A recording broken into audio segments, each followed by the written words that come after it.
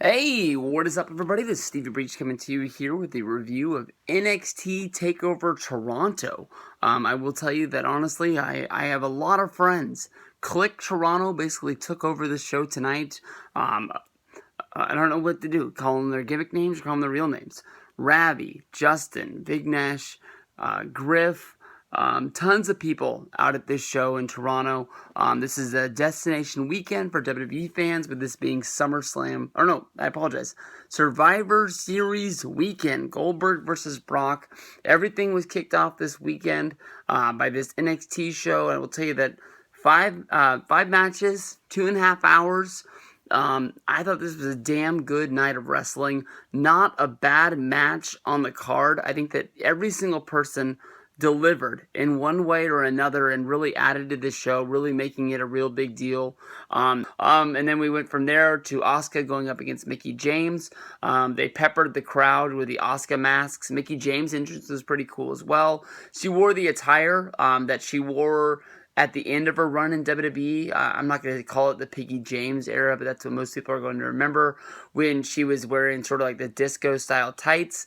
In my mind, I'm always going to remember Mickie James wearing the skirt and acting like it was an accident when the skirt rode up and you could see her butt and stuff like that. And Mickie James lifts the tail out there for any Blade Braxton WrestleCrap radio fans out there. You can't go wrong.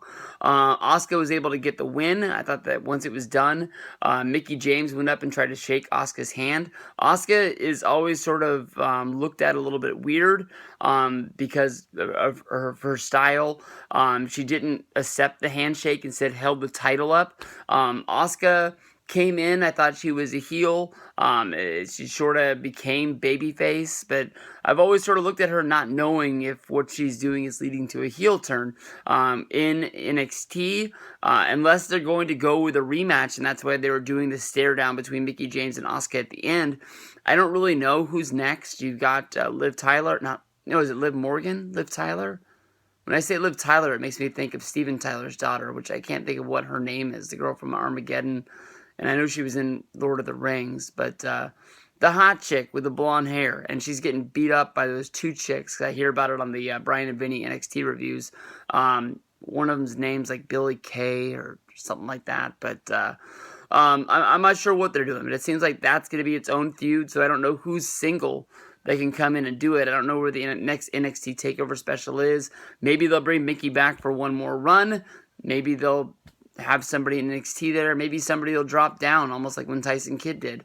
Somebody who's not being used in the Survivor Series angle and fill in at NXT there. So I'm not sure.